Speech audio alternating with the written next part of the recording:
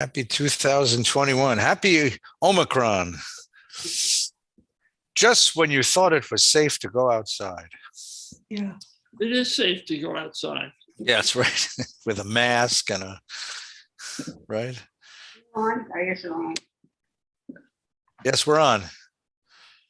There we go. So welcome everyone who's online, everyone who's on Zoom, everyone who is watching on Facebook and YouTube. This is VBS Live Torah study for a Wednesday afternoon. We had really hoped to come back in person, and we really made plans to do that, and then this all happened. So everybody stay safe in your office, stay safe in your home, stay safe where you are, and we'll have a chance to learn together this way. So welcome. It's good to have you here. We'll take just another minute, let everybody come on, and then we'll begin our conversation together. Hope everybody's doing well. Everybody okay? Yes. Good. Okay. So we haven't met in a little while. Let's get back to where we were. We had really basically finished our survey of the closing books of the Hebrew Bible. And what I want to do next is to talk about the transition from the Hebrew Bible into the next era of Jewish religion, which is the rabbinic period. So the question is, how did that transition take place? And what was it that rabbinic Judaism did to the Bible? And how did it change the sort of landscape of Jewish life? We understand from most scholars understand that the last books to be accepted into the canon were Ecclesiastes and Daniel and the Song of Songs. There was some debate about these, but sometime in the 2nd century BC, in the 100s, probably even earlier, 200 BC, the 3rd century BCE, the Bible was closed. Now, consider that for just a minute. That's an interesting, gutsy move for a community, because there's still people showing up. Even today, there are people showing up saying, God spoke to me. God said this. At what point do you have a right to say, this is the last book we're going to accept as authoritative? This is the last time we're going to accept somebody's book as a book written by or inspired by or brought to be by God. So I want you to consider that decision. How do you make that decision? And where do you draw the line between people who continue to say God spoke to me and we listen to them and consider them legitimate prophets or spokesmen for the divine? And when do you say enough is enough? We're not accepting anybody else. No more. And then what happens? What happens next? Well, you can imagine why they made this decision. They made this decision because as long as people are showing up and saying, Ko Amar Adonai, so God said to me. Got it. Hello. As long as people are doing that, right, you have no control. You have no authority in the community to determine what is going to be acceptable religion and what is not. Anybody can show up at any time with any message and say, this is a divine message. And they can do anything in the name of that divinity. And so it becomes very hard to have a community where you can control the message as long as people are showing up with this claim, because it's a very hard claim to substantiate. Yeah. So in order to protect the community from all of the very interesting variations on this, we end up with a decision somewhere in the 200s BCE, the 3rd century BCE, which we say we're going to end we're going to end direct revelation. We're no longer going to accept voices from heaven. We're no longer going to accept voices from heaven. From now on, we're going to determine what God wants of us in a different way. And that's the great decision that was made. Now, unfortunately, we've lost all the videotape of that meeting. No one can find the minutes of that meeting. No one knows what happened at that meeting. All we can see is the results of that meeting and a few hints about how the process was done. So let's take a look at a sheet, okay?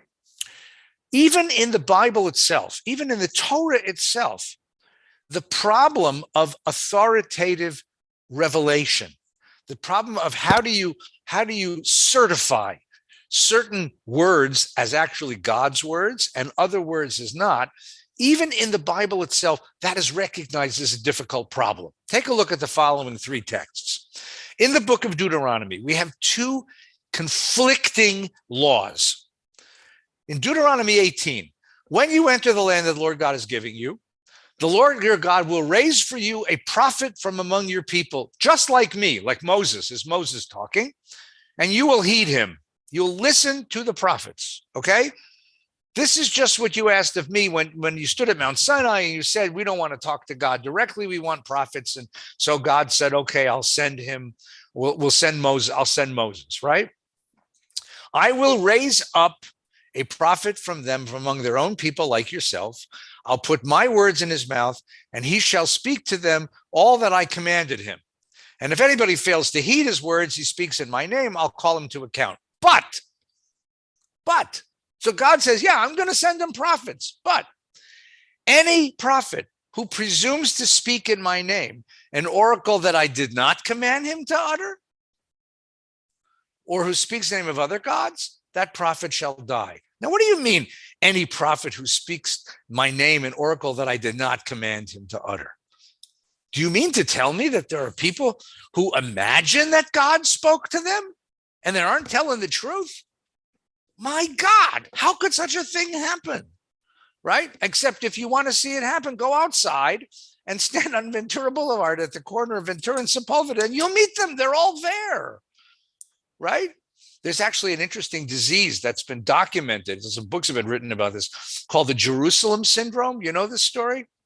So there's an insane asylum. There's a mental health hospital in Jerusalem. And if you walk the halls of this hospital, you'll meet 10 different guys who insist that they are Jesus Christ. Everyone completely sincere, completely convinced, completely certain, confident that he, in fact, is Jesus Christ. Right? There are people in the world who speak in the name of God. So what does the Torah say? If that person, and if you should ask yourselves, how can we know? How can we know that the oracle was spoken by the Lord? Now, this is the Torah itself saying, you know what? It is virtually impossible to certify who is telling the truth as a prophet. The prophet who speaks in my name and the oracle does not come true, that oracle was not spoken by the Lord. Okay? So you say to the prophet, you're a true prophet. The prophet says, yes. You say, good. Who's going to win the Super Bowl? Guy says, Green Bay Packers. I say, by how much? He said, right, 13 points. I said, okay, I'm betting it. And then you take that prophet into custody. And if the Green Bay Packers don't win by 13 points, you know that he's a false prophet. Well, that's easy enough, right? Except for one thing. What if it does come true and he's still not a true prophet? And how many predictions does it take? And how detailed to predict? What if they win by 12 points instead of 13 points? Is he a true prophet or not? You see, this becomes a problem. Now, here's another chapter of Torah. This is a chapter 5 chapters earlier. Same Torah, same book, Deuteronomy. If there appears among you a prophet or a dream diviner, and he gives you a sign or a portent, saying, let us follow and worship another God, whom you've not experienced, even if the sign or portent that he names comes true, do not heed the words of that prophet. So wait a minute. So the guy says the Green Bay Packers are going to win, and they're going to win by 13 points, and you don't have to keep kosher anymore. Don't stop, don't cheer, but you're not allowed to do it. So here, the certification of the prophet, the authorizing of that prophet comes about because of the content of his prophecy. So the question is, which is it? Is it the content of the prophecy, even if the oracle comes true or doesn't come true? Or is it the oracle, the sign, the miracle that he produces that authorizes him as a prophet? And the Bible's not sure. The Bible's simply not sure. Okay? Then we have another story. Hang on just 1 second. I have a little visitor here. Wait, I'll be right back. Wait a second.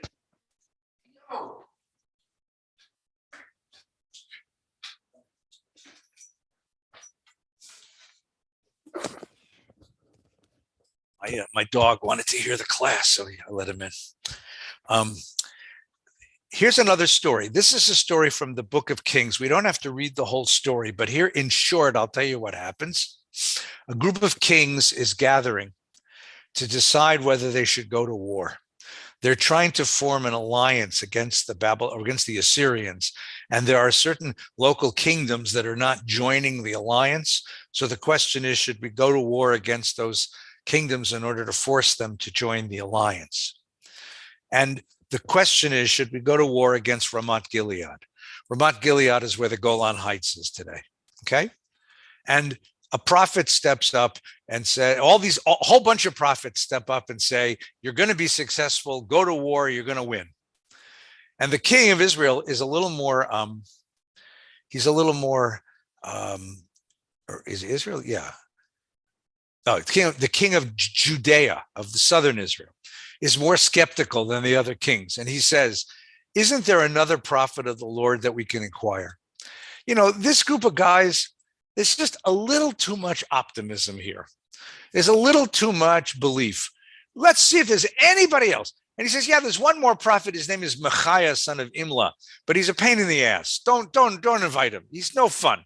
He always gives pessimistic prophecies. And the king says, yeah, that's what I want to hear. So they bring this guy and he gives a prophecy and he says, look, all these other guys have told us we're going to win. Are we going to win? And he said, no, you're going to lose miserably. And he said, how do you know? He said, here's the story, right? I was standing in God's throne room when God said, who will entice Ahab's son so that he will march and fall at Ramoth Gilead? And then one said to the other until a certain spirit came forward and said, I will entice him, right? And the Lord asked him, how are you going to do this? And the little spirit said, I will go and be a lying spirit in the mouth of his prophets. In other words, sometimes God deliberately deceives prophets in order to get people to do things that God wants them to do, in order to have outcomes that God wants. So it's not that these guys were false prophets. In a certain sense, they were true prophets, but they were true prophets sent to deceive you so that you'd go to war in a futile battle and die, and that's what God wanted to happen. In other words, you can't tell anything from prophets.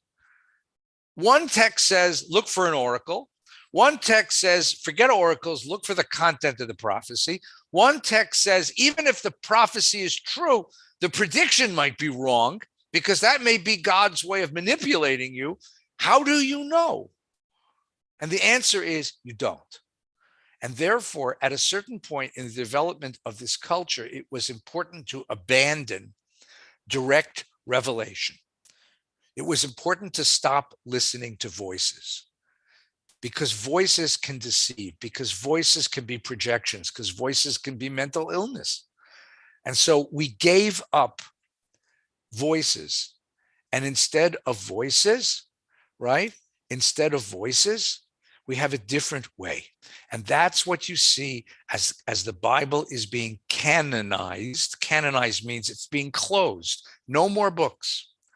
From now on, you will use the books you have, no more books and no more voices. You can hear a voice from heaven, but it doesn't solve anything. The voice from now on is going to be our ability to interpret the books. So let's take a look at the next step in this process. Ready? Right?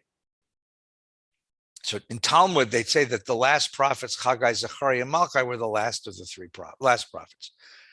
Okay? From now on, it's the book. From now on, when you want to know what God wants you to do, you don't go to a prophet. If you want to know if Dr. Pepper is kosher for Passover this year, you don't go for a prophet. You don't sit and think. It's interesting because I have a very, very close friend who's a very, very religious fundamentalist preacher. I think he was my debate partner in high school. We still see each other occasionally. And he says to me, when you have a big decision, how do you make it? I say, well, I think about things. I ask my friends, I ask my advisors, and, if worse comes to worse, I'll ask my wife, she tells me what God wants me to do. I said, what do you do? He says, I pray on it. I said, that's so interesting. So what happens? He says, I pray on it and God tells me what to do. Now it's a beautiful, simplistic is, I don't mean that judgmentally. It's a beautifully simple answer to the question. It's a beautiful, faithful answer to the question. But that's not a Jewish answer to the question. No Jew would say that. You ask, we don't do that. You ask a rabbi, how do you make this? I'm going to pray on it. God's going to tell me what to do. What I'll do is I'll look in a book or I'll call my rabbi. That's what I'll do. And how did you get to that? Here's how you got to that. In 586 BCE, the Babylonians conquer Jerusalem, take away the leading citizens of the town, settle them by the waters of Babylon, and they remained there for 70 years. After 70 years, the Persians, first the Medes, and then the Persians supplant the Babylonians. The Persian emperor decides it's a good idea to send Jews back to Jerusalem. Let them rebuild their temple. Let them rebuild their city, and they will be a fortress for the Persian Empire in the western end of his empire. They'll guard the western flank of the Persian Empire. So he sends the people back to Jerusalem, and in order to help them, he sends two of his royal officials, Nehemiah, who is the royal cupbearer, and Ezra, who's the royal scribe. In other words, he sends two important national security advisors to lead the community back to Jerusalem and to rebuild the temple. The Bible has, in the book of Ezra and in the book of Nehemiah, same story occurs in both books. What happened when these guys got there? What happened was that while the Jews were in exile, they put together their national traditions into one unified national narrative called the Torah. And when they got back to Jerusalem, they met a community that had not gone into exile. They met a community that had not met them before. What is that? They had not met, that community had not met, had not heard the words of Torah. And so here you have a scene in the book of Ezra. The people, the entire community of Jerusalem, both the people that had come back from Persia, back from Babylon, and the people who had stayed and never went into exile. The two communities come back together as one. And they fuse together as one. And they assemble as one man in the square before the Watergate. And you thought Nixon was the first Watergate. No, this is the first Watergate. And they ask Ezra the scribe to bring the scroll of the teaching of the law of Moses. The scroll of the teaching of Moses is the Torah, with which the Lord had charged Israel. Right? Now, why did they want the Torah? Because the population that didn't go into exile had never met this book before. Because the book was put together in exile. It was the documents existed before, but it wasn't edited into one national narrative. And among the documents were things that the populace had never seen before. In other words, specifically the tradition of the priests, the P document, the book of Leviticus. On the first day of the 7th month, which is Rosh Hashanah, Ezra the priest brought the teaching before the congregation, men and women and all who could listen with understanding. He read from it facing the square before the Watergate from first light until midday to the men and women and those who could understand. The ears of the people were given to the scroll of the teaching. So on Rosh Hashanah, in this, he reads the Torah to them. He publishes the Torah, publishes in the literal sense of making it public. It's no longer an esoteric document. Ezra the scribe stood on a wooden tower made for the purpose. He opened the scroll in the sight of all the people, for he was above them. And as he opened it, everybody stood up. And Ezra blessed the Lord God, Baruch Hu et Adonai, Varach. And the people answered, Amen, with hands upraised. And they bowed their heads and they prostrated themselves. They bowed down with their faces to the ground. And as he's reading it, listen to the next section. The Levites explained the teaching to the people. Now, why did he have to explain the teaching to the people? While the people stood in their places, they read from the scroll the teaching of God, translating it and giving the sense so they understood the reading. Why do they have to do that? Because in the years between the destruction of Jerusalem and the return, in those 70 years, there was a change in language. The Babylonians brought with them Aramaic. Aramaic was the language of the Babylonian Empire. Jews spoke Judean or Hebrew, early Hebrew. But now that the Babylonians controlled the world, everybody learned Aramaic and not everybody spoke Hebrew anymore. And the Bible's written in Hebrew. So in order for the people to understand it, you needed somebody to translate it. That role of the Maturgaman, who translates from Hebrew to Aramaic, that becomes a role in ancient synagogues, sometimes in medieval synagogues. We have evidence from the Talmud that in Babylon and all over the Mediterranean, when the Torah was being read, the reader would read a line, and then the Maturgaman would translate it out loud. They would translate it out loud. And then the Levites are standing there, not only translating, but giving commentary. Because you can't understand the Torah without some interpretation. And the Levites are giving interpretation. And that image of reading the Torah, translating it, and commenting and interpreting it, that becomes the new religious activity. That's the way God speaks to this people. And here too, we have evidence of this because we have some biblical stuff that shows you this. So let's take a look at a couple more sources, then I'll let you ask questions. Look at Psalm number 1. It's interesting, this is the first Psalm too, by the way. Happy is the man who has not followed the counsel of the wicked, or taken the path of sinners, or joined the company of the insolent. Rather, the teaching of the Lord is his delight. He studies it day and night. He's like a tree planted by water. Now, look at that line again. It doesn't say what you think it's going to say. It doesn't. It says, happy is the man who hasn't followed the counsel of the wicked. Okay. Rather, you think that it was going to say, the Lord is his delight. It said, no. Instead of the Lord being his delight, what's his delight? The teaching of the Lord. You see that? There's a very subtle but very distinct equivalence being drawn here between God and what God has taught us. Getting to God, very difficult. Getting to God's teachings, very simple. The teachings of the Lord is delight. And here you have a new activity. Nowhere in the Bible are you commanded to like study. Here you have an activity. He studies that teaching day and night. That becomes the new religious activity. Look at Psalm 19. The teaching of the Lord is perfect, renewing life. The decrees of the Lord are enduring, making the simple wise. The precepts of the Lord are just, rejoicing the heart. The instruction of the Lord is lucid, making the eyes light up. Right now, again, look at these 4 lines. And look at it, what it actually says. It doesn't say God is perfect, God is enduring, God is just, God is lucid, God is pure. No. The teaching, it's the teaching, the decrees, the precepts, the instruction, and then the fear of God comes after that, right? And then in Psalm 119, teach me the ways of your laws.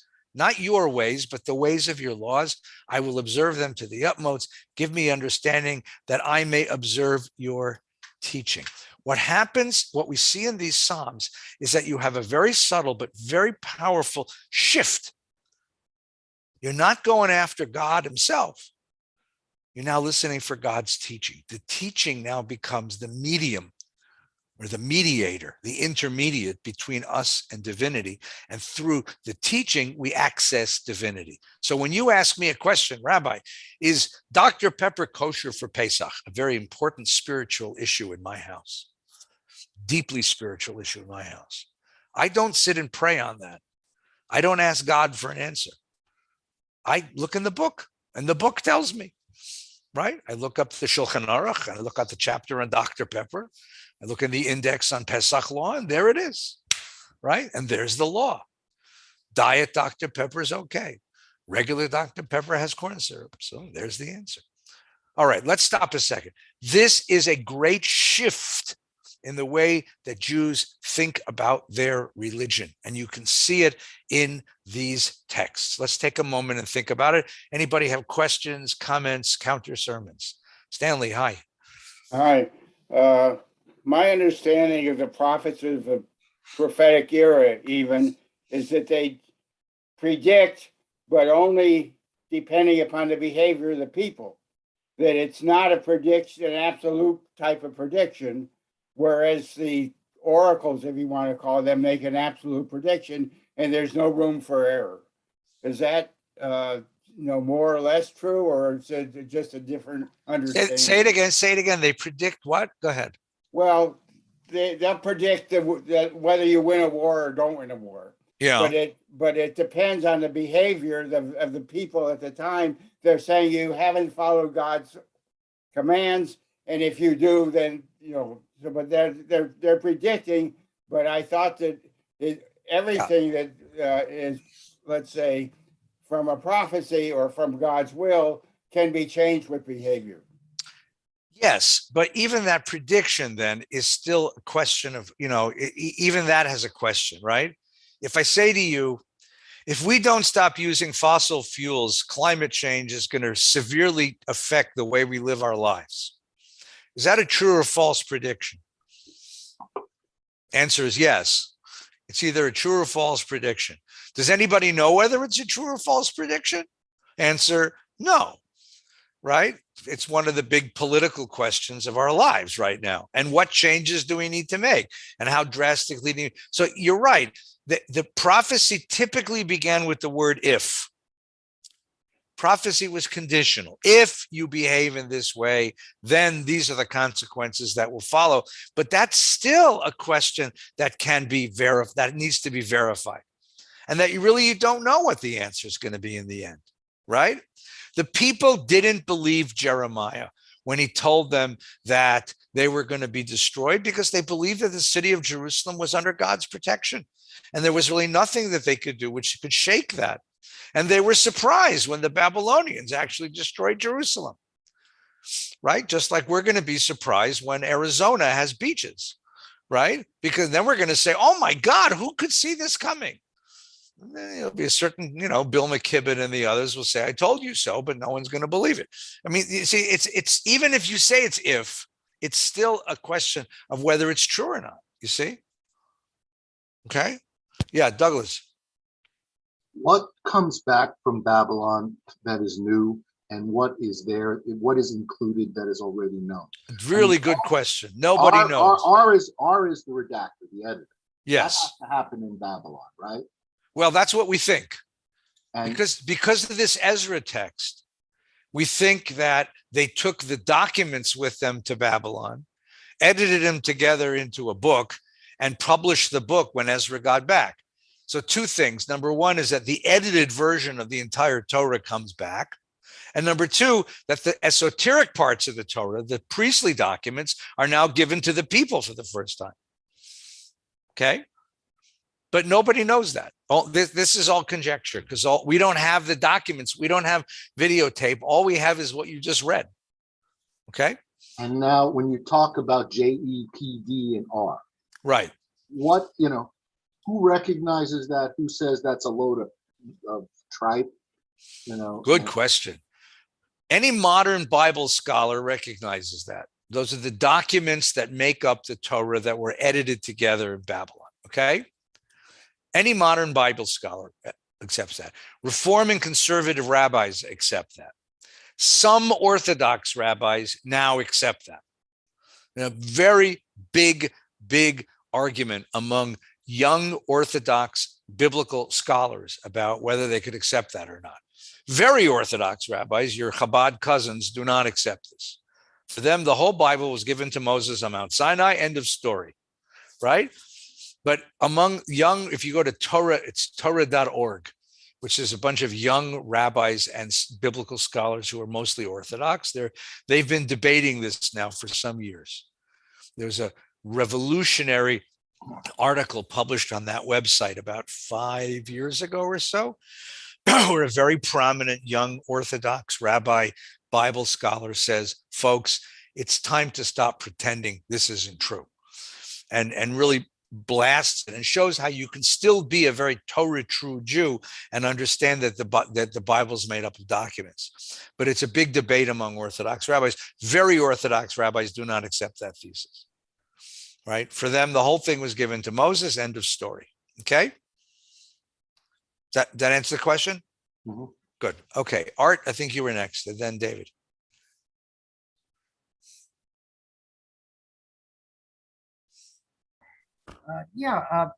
As I recall, when Ezra came back, there was a strong group of Samaritans that wanted to be considered full-fledged, 100% Jews, and they were, not, vetted for that purpose. And I'm just wondering, was that a little extreme because they had believed in the Torah, et cetera, and whatever else was available? And other than intermarriage, could that have been, dealt with? It seemed to have produced Right. Ezra, centuries of hostility, and it Yeah, seemed no to be kidding. unnecessary. Ezra was a purist. There's a later chapter, which I didn't give you here, where he basically tells all these people, put away your foreign wives. And basically what happens at this point is you have a community of Jews coming back from exile. You have a community of Jews that were living there the whole time they didn't go into exile. You have a community of foreigners that moved into the community once the exile happened. You have the descendants of the soldiers who were garrisoned in Judea during the exile. And you have all these different groups. Who's Jewish? Who's Jewish? Who among them qualifies as a member of the tribe, a member of the circle? And Ezra is the most extreme or the most radical of all opinions. And so he says, only the people who went into exile are Jewish. The rest of you are all Goyim. And there's no mechanism in the book of Ezra for conversion. The book of conversion comes later in Jewish thinking. And so what you end up with is, as you said, you have communities of people who live like Jews, believe like Jews, but aren't accepted as Jews, and bear a great deal of resentment against the community that won't accept them. And that's where you get the Samaritans from. Okay? That's exactly where it starts. And even today, there's a community of Samaritans in Shechem, in the middle of Israel, and they consider themselves a different religion. They consider themselves members of a different religious organization, different religious community. They're not accepted as Jews. They're accepted as Israelis, but they're not accepted as Jews. Okay? Thank you. David. You were talking about a decision-making process and how you might go to different books or whatever and come to a conclusion. I was wondering if there is a place for intuition, if there is a place for that, possibly that voice that happens that says, well, maybe I should X, Y, Z. Is there a place for either of those things? Yes, give me 5 more minutes and you'll see where that comes in. Because what's going to happen is, I'll give you a preview. We're going to move from direct revelation, God speaking to me, to an indirect revelation through the book. But the book has to be understood. The book has to be interpreted. The book has to be applied. And that leaves a great deal of leeway, of freedom of interpretation, of freedom of application, of freedom of thought. And that's where you end up with not just intuition, but downright creativity, right? We'll see this as an example in a few minutes. The book says that when there is an injury, you pay back an injury, an eye for an eye and a tooth for a tooth. So later tradition is going to ask the most obvious question, is that to be taken literally? Right? You knock out my tooth, I knock out your tooth. Is that literally what it's supposed to say? Well, fine. Okay. Suppose we say, yeah, it's pretty obvious. And it says it several times in the Bible, an eye for an eye and a tooth for a tooth. Okay. What do you do if a toothless man knocks out your tooth?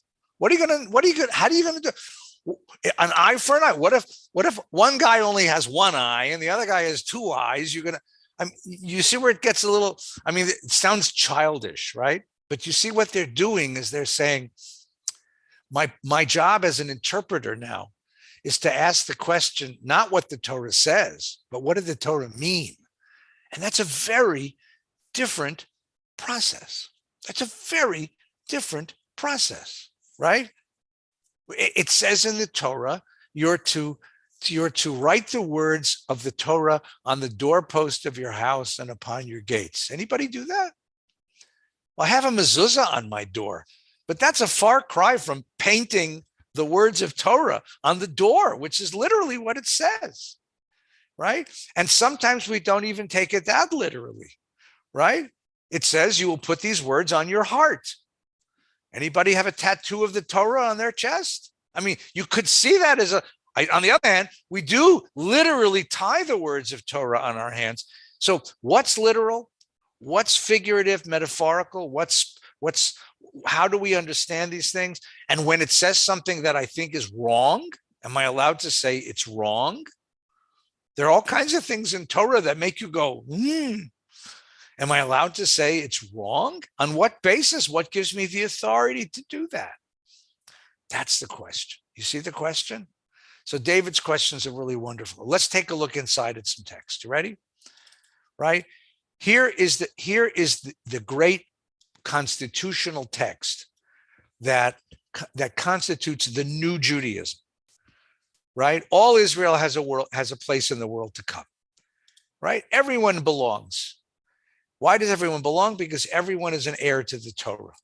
Moses received the Torah at Mount Sinai. He gave it to Joshua. Joshua gave it to the elders to the prophets to the men of the great synagogue, and they taught. Be patient in the administration of justice, which means litigate the Torah, rear many disciples, transmit the Torah, and make a fence around the Torah, extend it, legislate the Torah.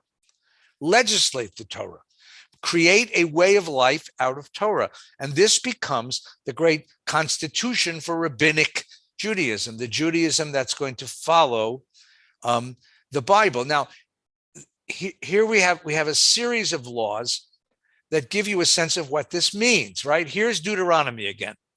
If a case is too baffling for you to decide, be it a controversy over homicide, civil law, or assault, matters of dispute in your court, you shall promptly go up to the place that the Lord as God will have chosen and appear before the Levitical priest or the magistrate in charge at the time and present your problem. And when they have announced to you the verdict in the case, you'll carry out the verdict.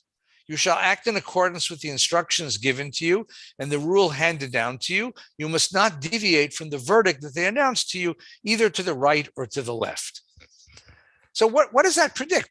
There are going to be things that happen that are not covered explicitly by the law. The toothless man who knocks out a tooth from a toothed person, what do we do to him?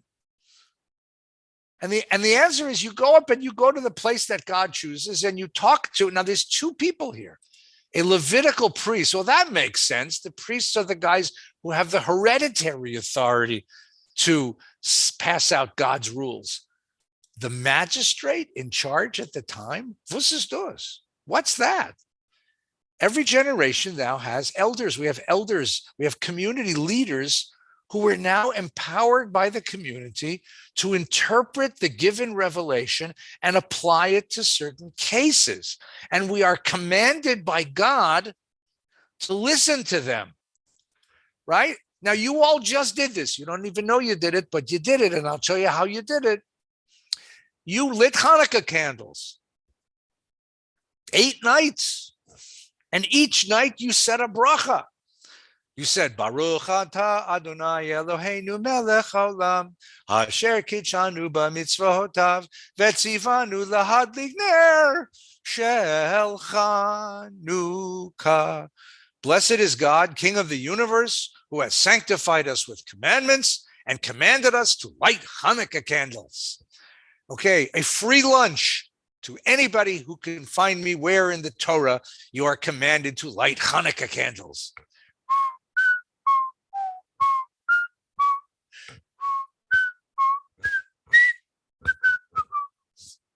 What are you commanded to do? Obviously, it's not there because Hanukkah didn't occur till well after the Torah. So what are you commanded to do? You're commanded to obey the rules set for you by the magistrate in charge at the time. And the magistrate in charge at the time is the reigning rabbinic tradition, which says you light Hanukkah candles. Get it? That's what the mitzvah is about. So you're given permission to interpret the Torah and given the authority to do so.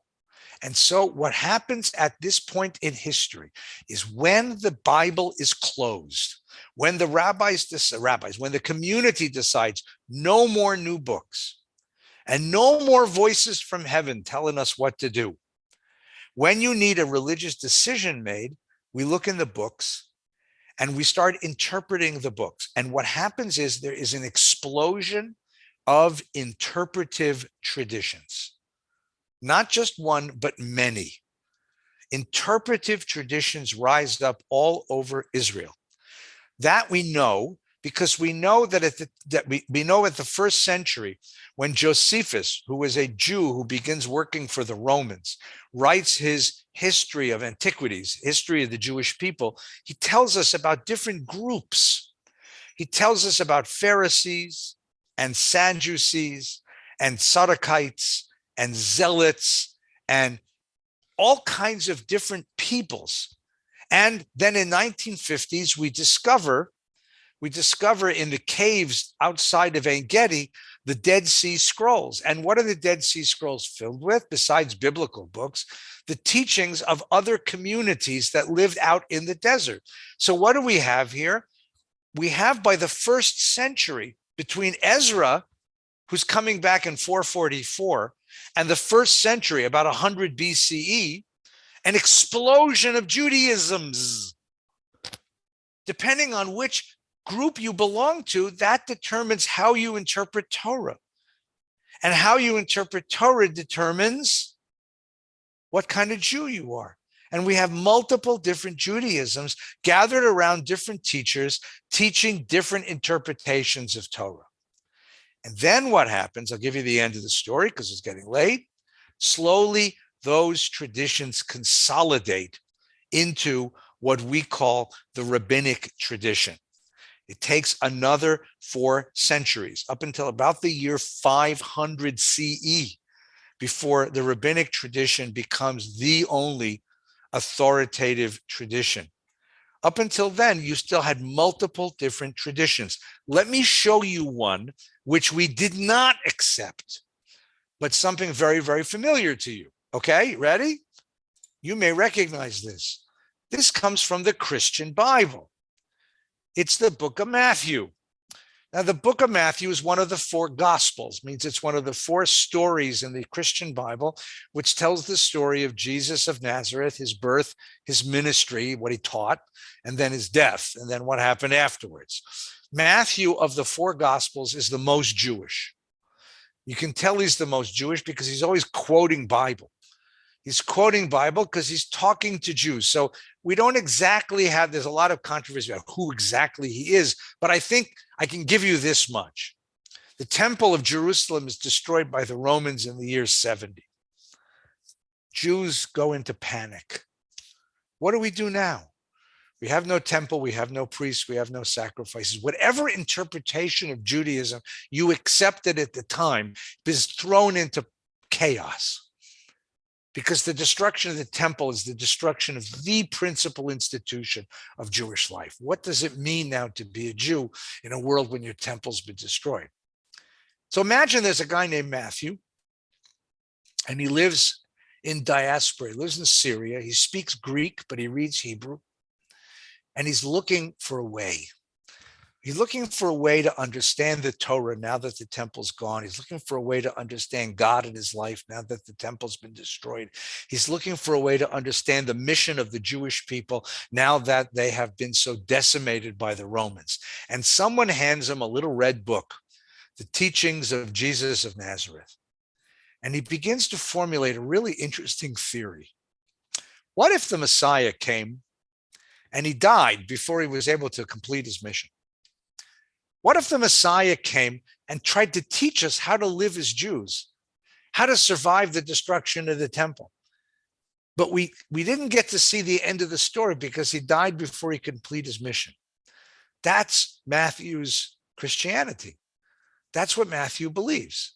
Jesus of Nazareth comes as God's Messiah to save the Jewish people, but he didn't complete his mission. He didn't get to complete his mission. And so the question is, what did he come to teach us, right? So let's take a look. What did he come to teach us? Matthew gives us a wonderful example. This is called the Sermon on the Mount. Jesus comes to Jerusalem and he teaches them. The first thing is he begins with this: blessed are the poor in spirit, for theirs the kingdom of heaven. This phrase, blessed are, you see how it repeats over and over again? If you were to translate that from the Greek or the Aramaic back into the Hebrew, it would be ashrei. The first line of the book of Psalms is ashrei ish. Blessed is the man who. In other words, he's riffing off of and then we all know that the prayer that we say, the 145th Psalm, ashrei yoshvei vetecha. He's riffing off of that formula, you see? And then he gives us this wonderful sermon. And it's pure midrash, pure interpretation of Torah. Think not that I've come to abolish the law and the prophets. I have not come to abolish them, but to fulfill them. Let's take him at his word. I'm not coming to destroy halacha. I'm not coming to destroy the law. I haven't come to replace or displace the law of Torah. I'm coming to tell you how to do it because you're not doing it right, right? And I say to you, till heaven and earth passed away, not an iota or a dot will pass from the law until all is accomplished. Oh, by the way, this is how you know that he's speaking to people who speak Aramaic and Hebrew and not people who speak Greek, because in Greek, an iota is a big I, but in Hebrew, it's a yud. Do you see that? Everybody see that? An iota is this big. A yud is this big. The sentence only makes sense if he's talking to people and he meant a yud. I haven't come to erase a yud from the Torah, right? I just want you to get it right, right? So here, I'm going to give you the law. I'm going to give you 3 laws, right? Number 1, you have heard it said of the men of old, you will not kill. Where does it say that? In the 10 Commandments. Which one? Number 6, right? But I say to you, everyone who is angry with his brother shall be liable to judgment. Okay, let's move down a little bit. You have heard it said you will not commit adultery. 10 Commandments, number 7. But I say to you, everyone who looks at a woman lustfully has already committed adultery in his heart. Jimmy Carter got into big trouble for that one. Remember, right? You have heard it say, an eye for an eye, a tooth for a tooth. But I say to you, do not resist one who is evil. If anyone strikes you on the right cheek, turn the other one also. He takes 3 verses from the Torah, and what does he do? He interprets them. Jesus in the Sermon on the Mount is giving classic rabbinic interpretation. It's just that his interpretations are not the ones the rabbis gave, but the form, the method is classic. It says in the Torah, do not kill. Jesus's logic is, did the Torah need me to come and say, do not kill? You needed a law to tell you not to kill? Anybody with a common degree of decency knows not to kill. So what does it mean when it says do not kill? It says, root out of yourself all of the emotions that lead to homicide, namely anger. Killing in Jesus's mind is the same as anger. Anger is killing. Anger is a form of killing. Because when I'm really angry at somebody, I'm fantasizing about them dying. I don't know how many of you drive LA freeways, but this happens to me once a day, right? Someone cuts you off, someone speeds by, and for a moment you have a fantasy, and the fantasy is not pretty. It's just not pretty. And then the fantasy passes and you keep driving. Sometimes you get a little angry and you want to do something about it. And then suddenly your rationality comes back and you say, I'm trying to guide 3,500 pounds of Japanese steel down this freeway at 66 feet a second. I better not do what I was just thinking about doing, right? Same thing with adultery.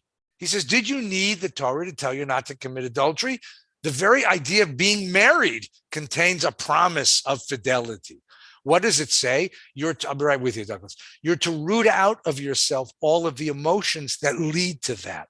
And in that sense, looking at a woman lustfully, I suppose we could say a man, make it egalitarian, but reducing a person to an object of sexual desire is pretty much the same as committing adultery because the fantasy is there, right? Well, not so right, because the rabbis had a different take on it. The rabbis saw it differently. But the point here is that this kind of interpretation of the text is now going to be the way that we Jews figure out what God wants of us. This is exactly what Rabbinic Judaism is about. Okay, Douglas, you're up. This is a very common Jewish technique of building a fence around the Torah. Correct. You know, you've got, I mean, it's the same as the prohibition of milk and meat, isn't Right. it? It says, do not boil a kid in the milk of its mother. Doesn't say, you know, you can't have milk eggs and flesh eggs together. And it's sort of, they've expanded the commandment so that you don't violate the actual Torah thing, isn't it? That's exactly right. Yes, except for one problem, except for one small problem. And here's where the rabbis and Jesus depart from each other. You can control behaviors. Can you control thoughts? Well, we're addressed not to covet. That's a thought. That's right. We have a commandment on thought. That's right. You have a commandment on thought, but even that, there's certain kind of coveting you're allowed, by the way. You're allowed to covet a person's wisdom, right? But there too, the question is, you know, you can't be punished for it, number one. And no one imagines that coveting is the same as stealing. I mean, you get the point. You're not wrong, but generally when it comes to these commandments, for example, let's take that one, for example. You will not look at if you say that the commandment against adultery means you'll never look at a person lustfully. Now, I could say that's an aspiration. I try really hard. I try really hard to look at every human being as created in the image of God and having inherent worth and infinite preciousness and worth.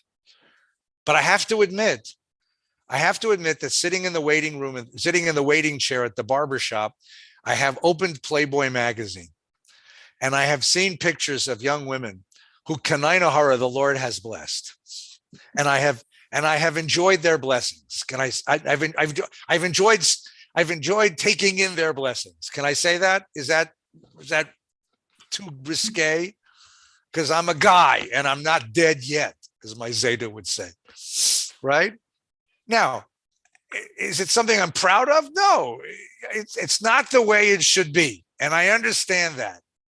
But on the other hand, it's a far cry from becoming Jeffrey Epstein, right? I mean, that's the point. And if you say that the aspirational ethic and the operational ethic are the same, have you created an ethic which is impossible? You see, the interesting thing about Matthew is this is an ethic for the Messianic era, not for our time. Because if you were to say to every man, there's no difference between lustful thoughts and adultery, I mean, that's the question. You see how the rabbis, now you're not wrong, Douglas, you're absolutely not wrong. And thought crimes are involved in Jewish law. Let me show you one that I think is really brilliant, okay? This is a very famous one. Here's a famous one. This is from the Talmud Bava Metzia, the Mishnah Bava Metzia, okay? Bava Metzia is the section of the Mishnah dealing with civil and civil damages. Just as there is wrong in buying and selling, there is wrong done by words. Now think about that idea for a minute. All right, I can cheat you using money. I can also cheat you without money being involved, just without money being involved. Thus, one must not ask another, what is the price of the article if he has no intention of buying? If a man was repentant sinner, one must not say, remember your former deeds. If he was the son of converts, one must not taunt him, remember the deeds of your ancestors, because it is written, you will neither wrong nor a stranger nor oppress him. So the verse, this is the verse, right? The verse is, you will not wrong a stranger or oppress him. And the Talmud is saying that the meaning of that verse is using words to steal something from somebody. So I can steal from you using my fingers or my bank account, but here they're worried about you stealing things using words. And it gives you three cases. The case of the guy who asks for the price without buying it, the case of the repentant sinner, and the case of the convert. Let's take the first one. You are at LAX waiting for a flight. And they come on the announcement and they say to you, ladies and gentlemen, we're terribly sorry, but your flight is going to be delayed by 3 hours. And you say, oh, shoot, it's not enough time to leave the airport and go anywhere because you have to come back through security. So you're stuck sitting in the airport. So there's a camera shop and there's a kid working in a camera shop and you have 3 hours to kill. So what the heck? You go into the camera shop and you start messing around. And the kid says, can I help you? When you say, can I see that Nikon? Can I see that Canon? Can I see that Leica? And you spend time messing with the cameras, even though you have no intention of buying a camera. Mishnah says that's a case of gnevus. That's a case of stealing something. What are you stealing? You can unmute. Tell me what you're stealing. That's obvious. You're stealing the guy's time. All right. Number one, you're stealing his time. You're taking away the time that he could have work in place. Okay. What else are you doing? What else is morally problematic with that circumstance? His imagination about selling to you. That's very interesting. So describe that, Linda. Tell me, what does that mean? Go ahead. Well, because you're playing with him in a sense, he has this desire that he can sell. And so he may be imagining what it will be for him if he makes this sale. And you're playing with his brain. It's very good. Very interesting. In other words, if a third person walked into the shop, would they know that there's a crime going on? Of course not. No, because the crime is entirely in your head, right? You know you have no intention of purchasing something. You're just killing time. The kid thinks he's actually selling you a camera, right? You have completely deceived him by keeping it in your head, right? By not revealing what your true intentions are. You've completely deceived him. And his imagination is in his imagination, he's close to a sale and you're about to rip him off. You're about to steal from him. His self-image, his sense of confidence in his own abilities. You're about to steal. It's a very interesting thing. Now, why do you think it's okay to do this? Let's go one more step. Why do you think it's okay to do this? What's the moral presumption that allows you to do such a thing like this? Go ahead, Linda, go ahead. Your time is worth as much as my time. Or no, but more. And this is how I want to spend my time. My time, I'm the customer. I'm coming in to look at the store. I'm more valuable than you are. You're just a kid in a camera shop. I'm a macher. Right? I can come in and do this to you because, right? I can. In that situation, you have become a means to my end. I'm trying to kill some time. I'm using you. Right? Go ahead, Douglas. Right before Thanksgiving, our dishwasher imploded. Oh, yeah. We had to go to a store and look for a dishwasher. Right. Found the model that we wanted, and we're writing up the order, and then discovered that the cheaper model wasn't available till June, and we could pay $200 more to get something like at the end of December. Now this is right before Thanksgiving when we didn't want to clean dishes, and so while we're sitting there with this going, oh crap, we're going to have to buy something and wait. We found it at Best Buy, and they had it in stock. And we actually told the clerk, if you had it in stock, we would be buying this today, even if it were the more expensive one. But because it's right before Thanksgiving, I can't wait for you guys. And I actually thought of this when that happened. Good. How about this one? You go into a store to look at merchandise that you have no intention of buying because you can get it cheaper online. And the clerk comes over and says, can I help you? So if you say to the clerk, listen, I'm just looking today, I'm not going to buy, does that change it?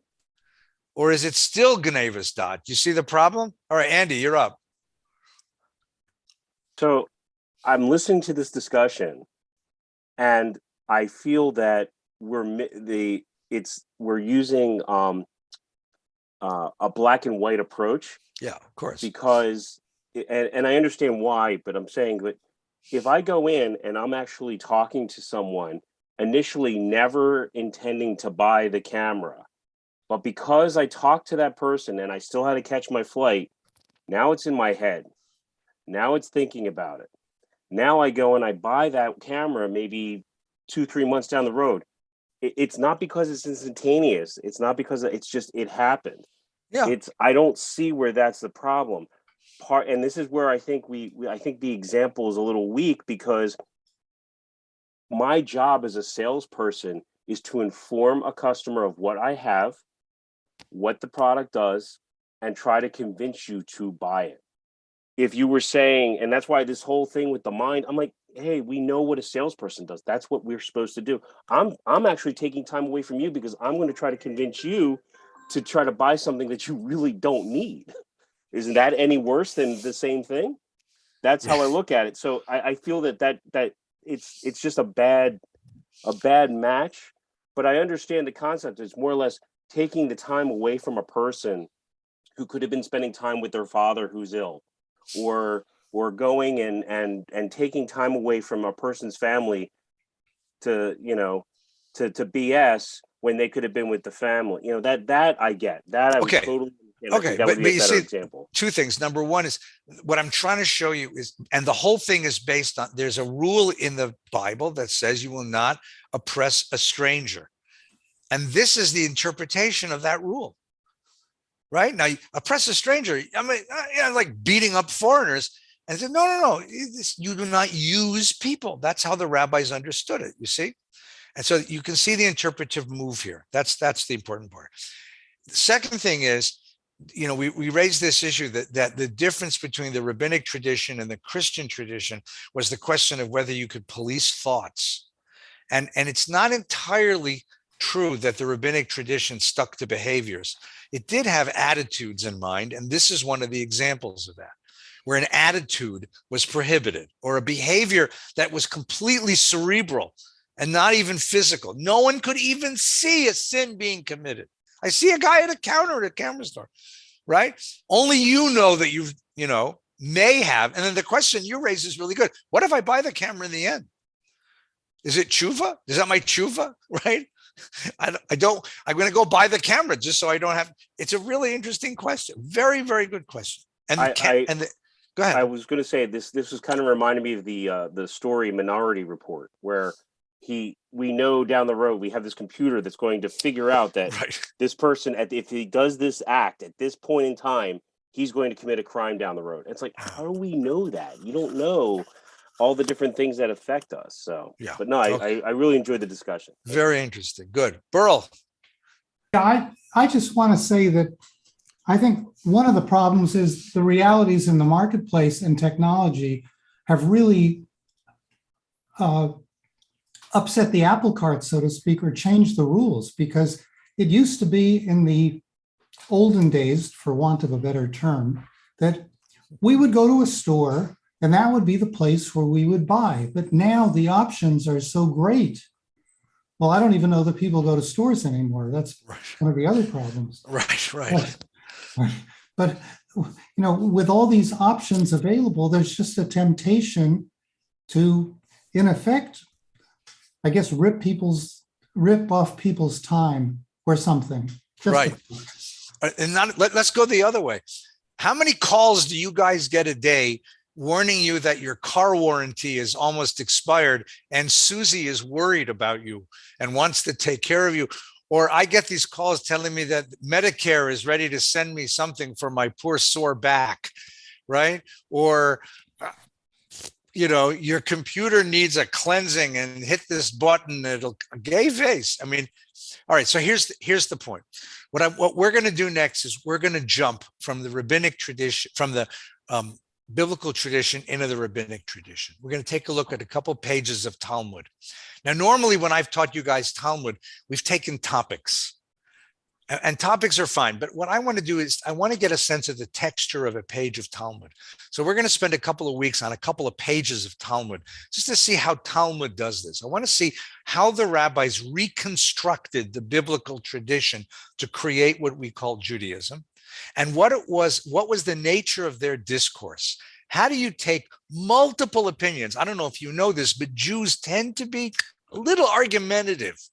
How do you create consensus out of argumentative Jews in order to create an authoritative tradition?